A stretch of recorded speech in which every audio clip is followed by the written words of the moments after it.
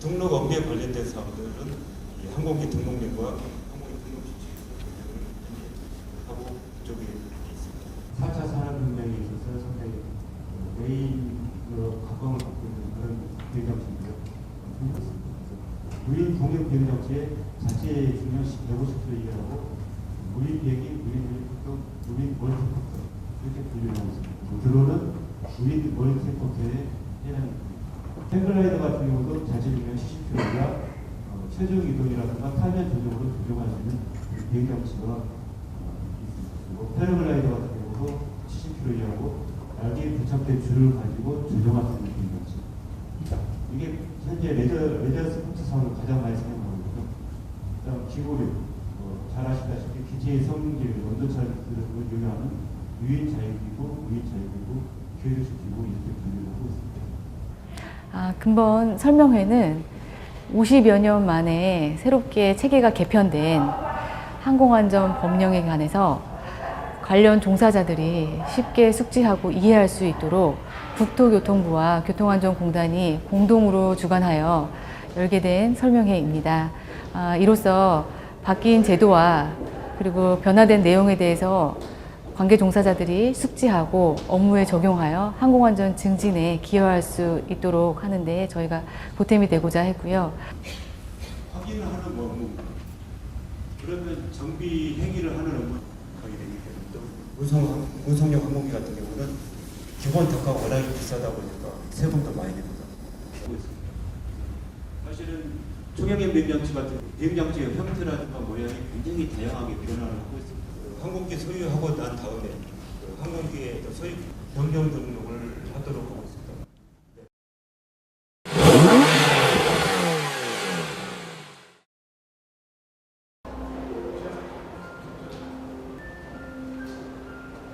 중소 벤처기업 기술 경쟁력 확보 기여를 위해 현재 추진하고 있습니다.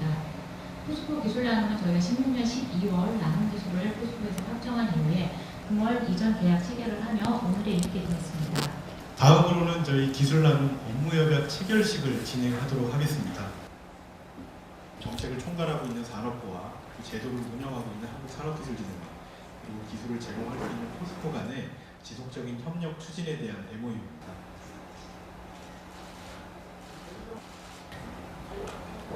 저희가 이번 포스코 기술 나눔을 통해서 총 24개 기업의 83건의 특허권이 무상 실시가 이제 허여되고 있습니다. 내와 조성물 등 2건. 포스코는 주식회사 빅스 등록번호 제10-1304-6425 주행장치 등 3건. 이하 내용은 같습니다. 이 두 공정이 없어지죠.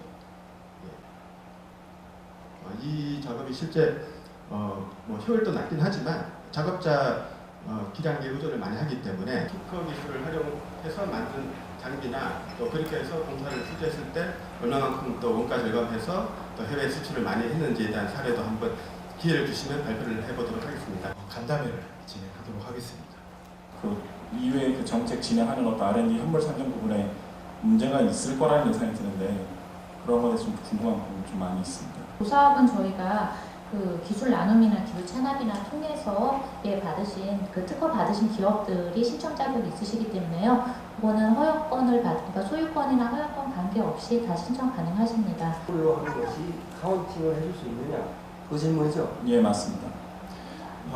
외부에서 기술을 사온 것을 과제에 투입을 할 경우 그 도입 비용을 현물로 인정을 해줄 수 있게 규정이 개정이 되거든요. 근데 그거는 지금 소유권을 완전히 기업 쪽으로 가져와야만 인정이 됩니다. 그렇다 보니까 좀 대승적인 차원에서 이것을 무상으로 소유권을 인정해주는 그런 것은 저희가 모아서 다음에 이제 동반 성장과 관련된 그 CEO들 또그 시간이 여러분도 그렇고 저희도 그렇고 지금 저희가 기술을 좀 받은 3가지 내용 가지고 이제 저희가 솔루션 개발을 진행하게 되면 저희가 기존에 특허 신청했던 어떤 탐색에 대한 부분과 관제에 대한 부분 이외에 주행 장치에 대한 디바이스나 경로 제어나 군집에 대한 부분도 다 같이 포함되는 내용이어서 실제로 그 통합 솔루션으로 활용할 때는 굉장히 좋은 그런 기술 나눔 행사라고 보고 있고요. 이게 잘 융합이 돼서 저희가 지금 핵심 개발을 거의 완료한 상태인데 사업화할 때 꼭 필요한 특허로서 많은 기대를 하고 있습니다.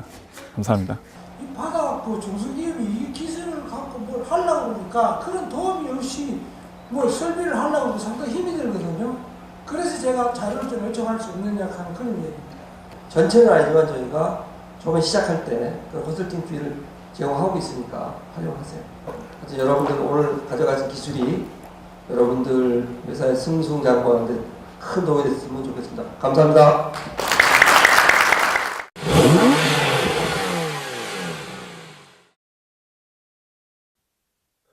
주 5일제로 인한 여가시간 증가와 친환경 운송수단에 대한 관심이 높아지면서 취미생활용과 자전거 출퇴근 이용자가 증가세를 보이고 있지만 관련 제도와 법규는 아직 미비한 부분이 많습니다.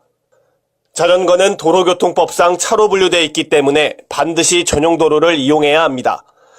하지만 정부와 각 지방자치단체의 자전거 전용도로 신설을 비롯하여 관리 미흡에 시민들의 잘못된 인식과 운전 상식으로 자전거 문화가 계속 겉돈다는 지적도 적지 않습니다. 인도에서 자전거를 타는 행위 자체가 2, 3만 원의 범칙금 부과 대상이고 횡단보도를 건너다 사고가 나면 보행자가 아닌 차를 운전한 사람으로 분류되는 등 처벌 수위도 상대적으로 높게 됩니다.